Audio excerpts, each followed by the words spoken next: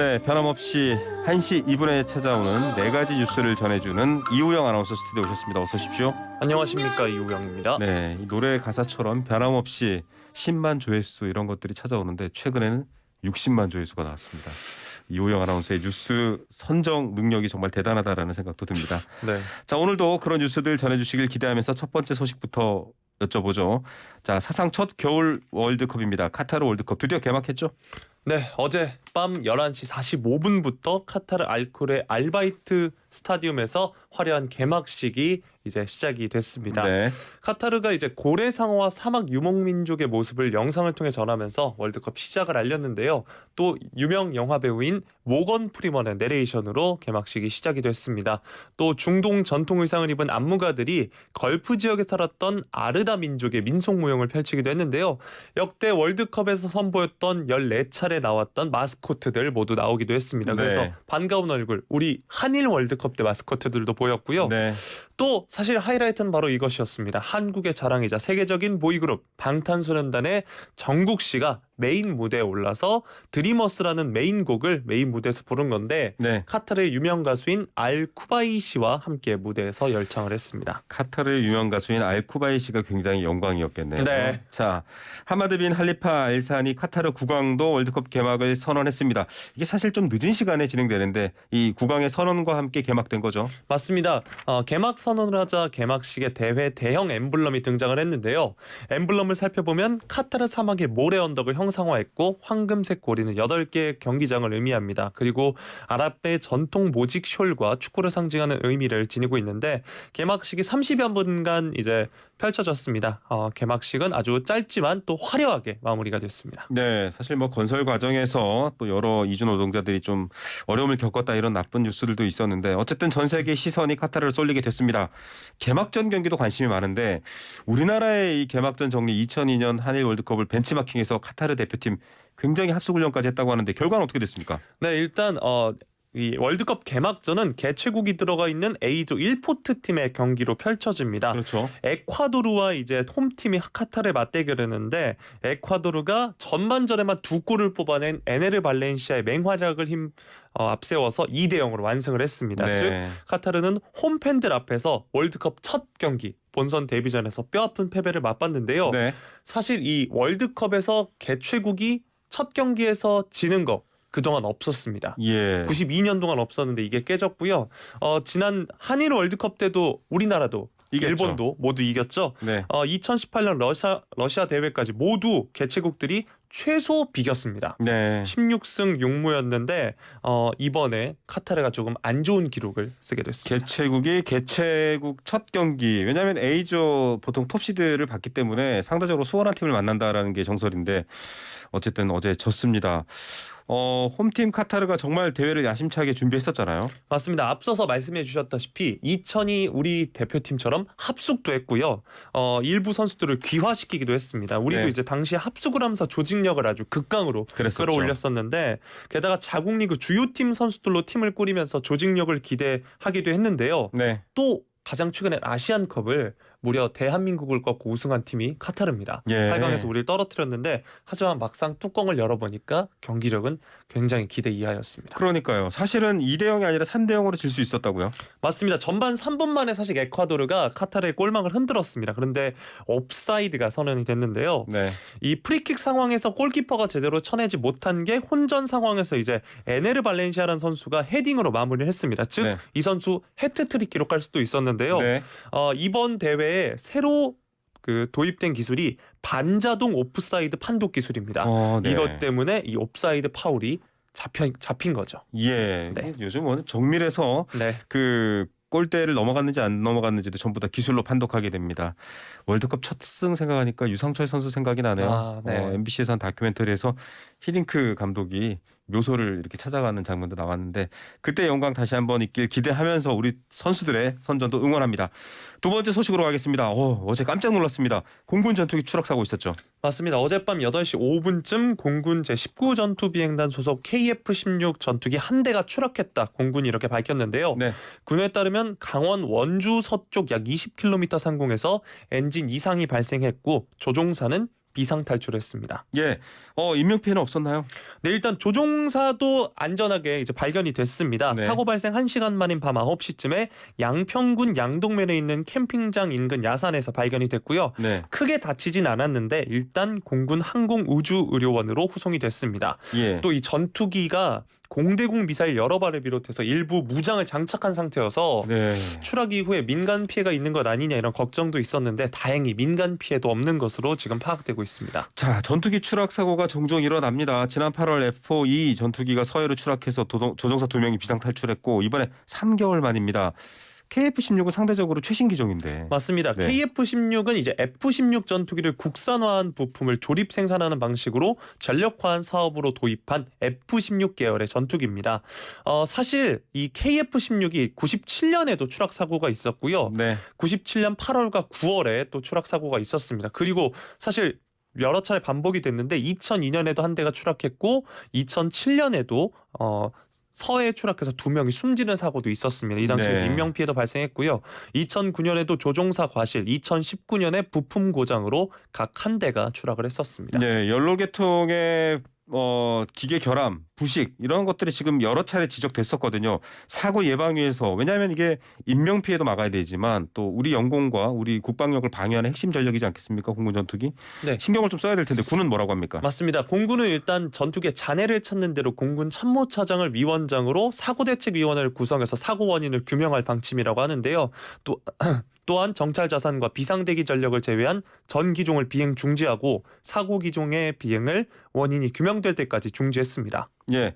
세 번째 소식으로 가보겠습니다. 자, 이태원 참사 관련해서 경찰청 특수본이 지금 수사를 하고 있는데 이임재 서울 전 용산경찰서장 또 최성범 용산소방서장 지금 입건됐는데 피의자 신분으로 이제 조사를 한 거죠? 맞습니다. 참사 당일 현장 지휘관이 이전 서장과 최 서장이 오늘 특별수사본부 조사를 받고 있습니다.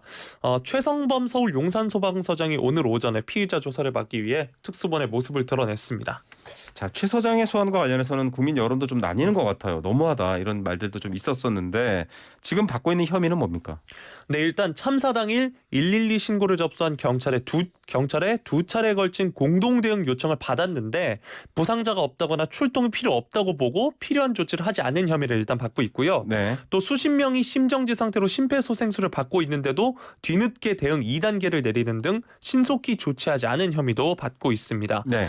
또 이외에도 용산소방서가 이제 참사 당일 재난 상황을 전파하는 안전근무조 근무지를 해밀턴 호텔 앞으로 정했는데 최 서장을 포함한 직원들은 180m 떨어진 이태원 안전센터에 머물렀던 점도 지금 주목을 하고 있습니다. 네. 그래서 특수본이 관련해서 당일 조치가 적절했는지 등을 전반적으로 따져볼 것으로 보입니다. 예, 지금 뭐 법적 책임 외에 또 정치적 책임에 대한 공방도 커지고 있기 때문에 철저하게 하지만 현명하게 조사가 잘 돼야 될 것 같습니다. 이임재 전 용산서장도 조사를 받았죠. 네, 최 서장보다 1시간 전쯤 앞서서 이제 먼저 특수본에 도착을 했는데요. 이전 서장은 이제 들어가기 앞서서 희생자와 유가족에게 죄송하다, 사실대로 말하겠다 밝혔습니다. 이전 서장 같은 경우 이제 헬로윈 기간 인파가 몰릴 것을 충분히 예상했는데도 사전 조치를 하지 않았고 또 참사 발생 직후에도 차량 이동을 고집하면서 관용차에서 50여 분을 허비하는 등 업무를 저버린 혐의, 즉 업무상 과실치사상과 직무유기를 받고 있습니다. 네. 이 특수본이 사고 현장에 뒤늦게 도착한 이유, 또 보고를 지연한 경위, 기동대 배치 요청 등 헬로윈 사전 대비는 어떻게 했는지 등을 물을 계획이라고 합니다. 예, 이게 사실은 직무유기가 되려면 요건이 까다롭거든요. 그럴 의도가 명확해야 된다라고 하는데 의도는 그렇지 않았다고 할 경우에 또 수사하기가 어려운 부분이 있고 또 하나가 기동대 요청인데 오늘 서울청이 다른 입장 내놨죠. 네, 앞서서 이제 기동대 요청 논란도 오늘 관련해서 얘기할 거다라고 했는데요. 이전 서장은 용산서가 서울경찰청에 기동대 투입을 사전에 요청했지만 거절당했다 이렇게 주장을 그렇게 했습니다. 알려지고 있죠. 네, 이는 지난 7일에 국회에 출석한 김광호 서울경찰청장이 기동대 투입과 관련해서 용산서 차원의 요청은 없었다라고 밝힌 것을 이제 이전 서장이 반박을 한 겁니다. 예, 어느 정도 이제 실무자들을 대상으로 한 수사는 계속되고 있습니다. 특수본 수사 한번 정리해 주시죠. 네, 일단 오늘 이 두 사람이 특수본 조사를 받게 되면서 수사 초기 입건한 주요 피의자 가운데 남은 사람은 해밀턴 호텔 대표이사 한 명뿐이라고 합니다. 네. 이번 주에 이제 대표이사 조사를 포함해서 이미 불렀던 피의자를 또 재소환할 수도 있고 주요 피의자 조사를 이렇게 마무리하겠다는 방침인데요. 특수본은 헬로윈 관련 정보 보고서를 삭제하라고 지시한 의혹을 받는 박성민 이상민 전 서울경찰청 공공안녕정보 외사부장을 조만간 입건할지도 검토하고 있다고 합니다. 네. 또 이외에도 소방노조 고발로 입건됐는데 본격적인 수사 선상에 오르지 않으면서 지난 압수수색 대상에서 제외됐던 이상민 행안부 장관 등 이른바 윗선 수사까지도 이어질지 주목되고 있습니다. 네, 마지막 소식입니다. 오늘 저희가 언론학자랑 함께 분석하는 인터뷰도 준비했는데 윤석열 대통령 도어 스태핑을 중단했습니다.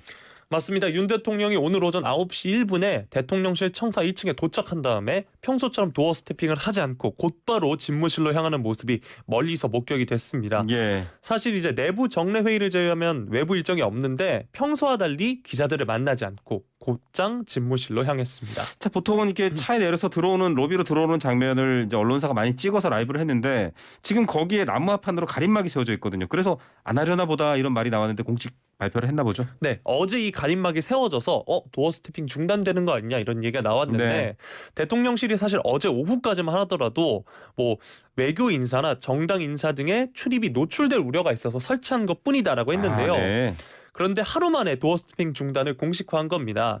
대통령실 대변인이 출근 직전인 8시 54분에 언론 공지를 통해서 오늘부로 도어 스태핑 중단하기로 결정했다 이렇게 밝힌 네. 건데요.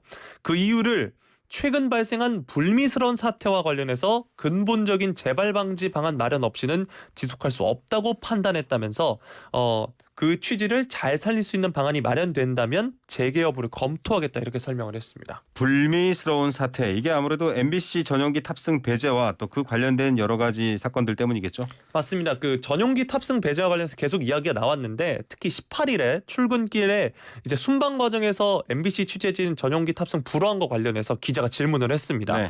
그러니까 이제 윤 대통령이 MBC가 아주 악의적인 행태를 보였기 때문이다 이렇게 네. 말을 했는데요. MBC 기자가 이에 대해서 MBC가 뭘 악의적으로 했다는 거냐, 뭐가 악의적이냐 이렇게 따지듯 물어보는 장면이 이제 네. 뉴스로도 보도가 됐습니다. 이후 대통령실 관계자와 설전을 벌인 일이 이제 있기도 했는데 네. 바로 이를 말하는 것으로 보이고요. 대통령실이 어제 브리핑에서도 대통령실이 이 불미스러운 일에 대해서 매우 심각하게 보고 있다 전하기도 했습니다. 네, 이기정 홍보기획 비서관과 MBC 이기주 기자 간의 설전이었었는데 이 대통령이 추가 질문을 받지 않고 들어갈 때 질문을 했던 거죠. 뭐가 악의적이라는 거죠라는 질문인데 지금 여권에서는 관련해서 또 MBC에 대한 공세를 더 이어가고 있는 상황입니다. 자, 이게 지금 이런 식으로 도어 스태핑 혹은 출근길 약식 기자회견이 중단된 건 처음이죠. 네, 사실 코로나 재확산 당시나 혹은 이태원 압사 참사에 따른 애도 기간에 이제 도어 스태핑을 멈춘 적은 있는데 이런 내부 요인으로 한 건 처음입니다. 네. 어쨌든 공세적인 질문을 던지고 참모와 충돌하는 등의 상황이 재발할 수 있다는 우려가 이제 반영된 것이다 이런 보도가 나오고 있고요. 대통령실 관계자 인터뷰를 보면 사정 변경이 없으면 도어 스태핑을 다시 하기 어렵다 이렇게 말하기도 했다고 합니다. 네. 일각에서는 이제 MBC에 대한 출입 기자 교체 요구나 징계 등이 대통령실 차원의 후속 조치로도 거론되고 있다 이런 보도도 나오고 있습니다. 네, 정치권 반응도 요약해 주시죠. 일단 여당은 MBC가 가짜 뉴스를 퍼뜨린 것이 이 중단의 원인이다라면서 대통령실 조처를 엄호했고요. 야당은 좀스러운 대응이다 이렇게 비판을 하고 있습니다. 네. 국민의힘 측은 주로 이제 MBC를 이제 타겟으로 이야기를 하고 있는데 MBC가 초래한 거다, MBC도 사과가 없었다 이런 반응들이 나오고 있고요. 더불어민주당에서는 권위적인 발상이고 좀스러운 대응이다. 그리고 무능한 실정의 책임을 언론과 야당 탓으로 돌리고 있다. MBC 기자가 그렇게 두렵나? 좁쌀 대통령이다 이렇게 강하게 비판을 했습니다. 예, 대통령의 발언 바이든이냐 날리면이냐 그도 아니냐 이걸 가지고 왜 자막을 붙였느냐 그리고 여기에 대해서 왜 백악관에 질문을 했느냐를 핵심으로 꼽고 있는 것 같습니다. 저희가 잠시 후 언론학자와 함께 이게 어떤 문제로 어떤 관점으로 봐야 되는지 전해드리도록 하겠습니다. 이호영 아나운서였습니다. 감사합니다. 고맙습니다.